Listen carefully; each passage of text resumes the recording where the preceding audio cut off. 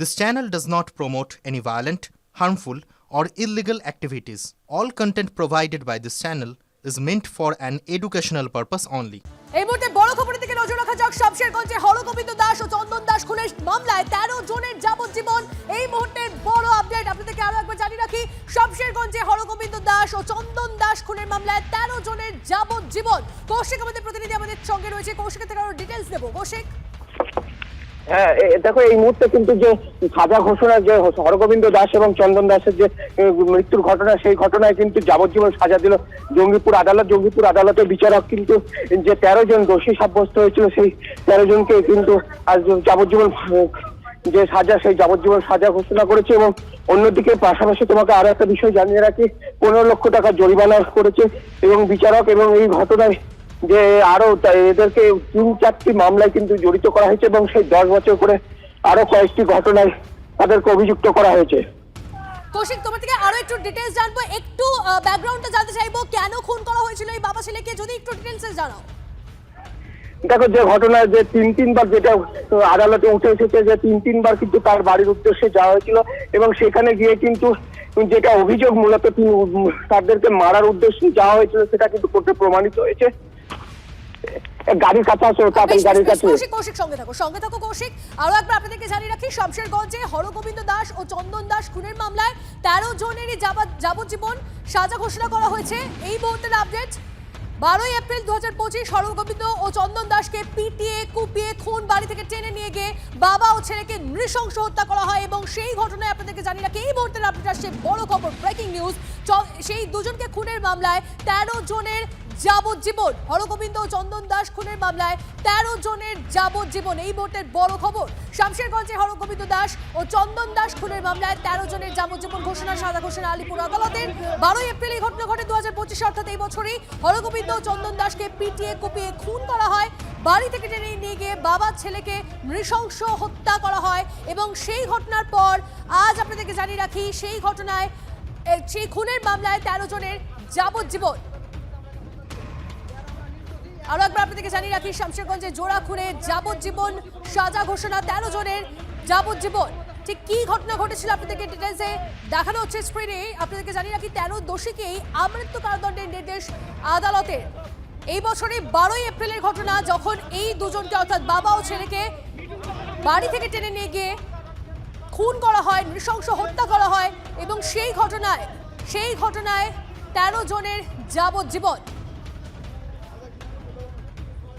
আমাদের assistant editor Tanmoy প্রামাণিক আমাদের সঙ্গে রয়েছে। তন্ময়, বড় আপডেট এলো, শামশেরগঞ্জে হরগোবিন্দ দাস ও চন্দন দাসের খুনের মামলায় 13 জনের যাবজ্জীবন সাজা ঘোষণা হয়েছে। আমি তোমার থেকে একটু ব্যাকগ্রাউন্ডটা জানতে চাইবো, ঠিক কি কারণে তাদেরকে খুন করা হয়, ঠিক কি ঘটনা ঘটেছিল, একটু যদি ডিটেইলস জানাও। দেখো, এই মুর্শিদাবাদের শামশেরগঞ্জের হরগোবিন্দ দাস, এই সময় বেশ কিছু বলা চলে বিক্ষোভ চলছিল সে সময় আমাদের এখানে, এবং সেই বিক্ষোভের জেরে হঠাৎ করেই বিভিন্ন রাস্তা অবরোধ হয়েছিল। এবং তখনই দেখা যায় যে হরগোবিন্দ দাস এবং তার ছেলে চন্দন দাস, তাদেরকে কুপিয়ে খুন করা হয় মুর্শিদাবাদে। এবং যে ঘটনাতে বলা চলে দাগ লেগেছিল সেখানকার সাম্প্রদায়িক সম্প্রীতিতে, কারণ আক্রমণকারীদের হাতে বাবা ছেলের নিহত হওয়ার ঘটনা। এবং সেই ঘটনা প্রবাহ একেবারেই গোটা, শুধু মুর্শিদাবাদ না, গোটা রাজ্য না, গোটা দেশ জুড়ে কিন্তু এই ঘটনায় আলোড়ন পড়ে যায়। যে পদ্ধতিতে কুপিয়ে খুন করেছিল, কোনো কারণ ছিল না, কিন্তু একটা বিক্ষোভ ছিল। সেই বিক্ষোভ থেকে রাস্তায় দাঁড়িয়ে সে বিক্ষোভ করতে গিয়ে এই হিংসা, এবং যে হিংসা কোনোদিন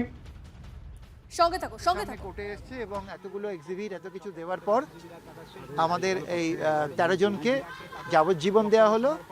এবং 10 বছর করে আরো পানিশমেন্ট হলো, ডাকাতি, ট্রেসপাসিং, এবং 5 বছর দেওয়া হলো আমাদের ওই রাইটিং এর জন্য। আপনি আজকে বলার সময় উল্লেখ করছিলেন যে কেন বিরলতম হিসাবে এটাকে রাখা উচিত, এবং আপনি বলছিলেন যে সামাজিক প্রভাব এই মামলাটির ক্ষেত্রে রয়েছে এবং কোনো ধর্মীয় কারণে নয়, ক্রিমিনালটা ক্রিমিনালই হয়।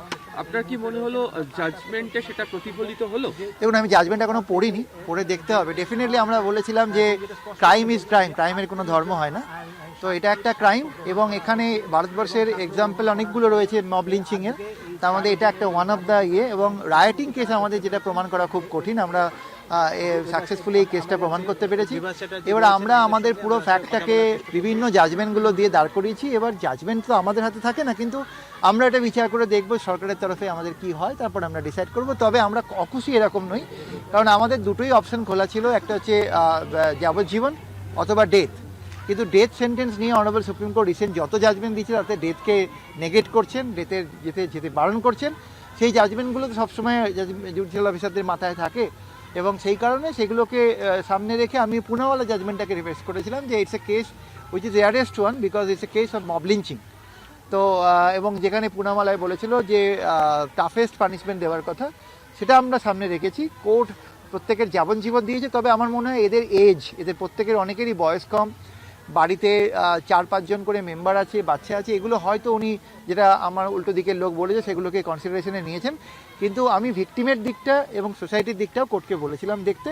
সব দিক দেখার পরে কোর্ট এটা দিয়েছে, বিচার করেছে, এবং আমরা জাজমেন্টটা পড়েই বুঝতে পারবো যে কোন গ্রাউন্ডে উনি লাইফ ইমপ্রিজনমেন্ট দিলেন। এটা কি মনে করছেন যে এটা এই ঘটনাটাকে রেয়ারেস্ট ঘটনা? যে দেখুন, আমরা সকাল থেকে যে হিয়ারিংটা আমি করেছি, আপনারা যদি শুনে থাকেন, আমি এটাকে rarest of the rare case বলেই এটাকে হিয়ারিং করেছি। আমরা টু দ্যাট এফেক্ট অনেকগুলো জাজমেন্ট দিয়েছি অনারেবল সুপ্রিম কোর্টের, কিন্তু রিসেন্টলি অনারেবল সুপ্রিম কোর্ট বহু জাজমেন্টে ডেথ সেন্টেন্সের এগেনস্টে যাচ্ছেন, যেটা একটা ব্যাপার যার জন্য আমার মনে হয় কোর্ট ওই সমস্ত জাজমেন্ট দ্বারা হয়তো ইনফ্লুয়েসড হয়েছেন, এবং উনি যেটা দিয়েছেন সেটা আমাদের তো মাথা ব্যথা নিতেই হবে। কিন্তু একটা জিনিস, আমাদের এপ্রিলের মামলা আমরা 8 মাসের মধ্যে শেষ করতে পেরেছি। কেস শেষ করা এবং কেসের জায়গা থেকে স্টেটের যে দায়িত্ব, সেই জায়গাটা আমরা পালন করার চেষ্টা করেছি। এবারে বাকিটা তো জাজমেন্টটা আলটিমেটলি জজ সাহেবের কলম থেকে আসে, ওটাতে আমাদের তবুও পুরো জাজমেন্টটা না পড়া অবধি ওই জায়গাটা বলা খুব মুশকিল যে কেন উনি লাইফার দিলেন, কেন ডেথ দিলেন না। ডেথ কেন দিলেন না, যেন উচ্চ আদালতে যাওয়ার কিরকম? এটা আমরা আলোচনা করব গভর্নমেন্টের অফিসারদের সাথে, যদি মনে হয় ডেফিনেটলি আমরা যাব। বিচারক কি বললেন আজকে সমস্তটা নিয়ে, আজকে যে রায়টা দিলেন? বিচারক যে জাজমেন্টটা দিলেন, তিনি যখন জিজ্ঞাসাবাদ করছিলেন আসামিদের, তখন অনেকেই বলছিলেন, যাদের মধ্যে একজন ছিলেন যিনি সিসিটিভি তার ছিঁড়ে দিয়েছিলেন, তাকে বলেছিল তুমি তারটা ছিঁড়তে গেছো কেন। তো এরকম বেশি কিছু জায়গায় উনি কোশ্চেন করেছেন আসামিদের থেকে, তো সেগুলো আমরা দেখেছি। তারপরে উনি জাজমেন্ট সাইলেন্টলি উঠে দিয়ে উনি নেমে গেছেন, বিশেষ কিছু উনি ইন্টারপ্রিটেশন করেননি। আমরা জাজমেন্টটা আপলোড হলে আমরা পড়ে বুঝতে পারবো কি বললেন জাজমেন্টে, উনি কি বললেন আজকে। আমরা জাজমেন্ট এখনো দেখিনি, তবে আমাদের যেটা মনে হয় গতকালের যে পার্টটা আমরা করেছিলাম, তাতে 7টা সেকশন আমরা দাঁড় করাতে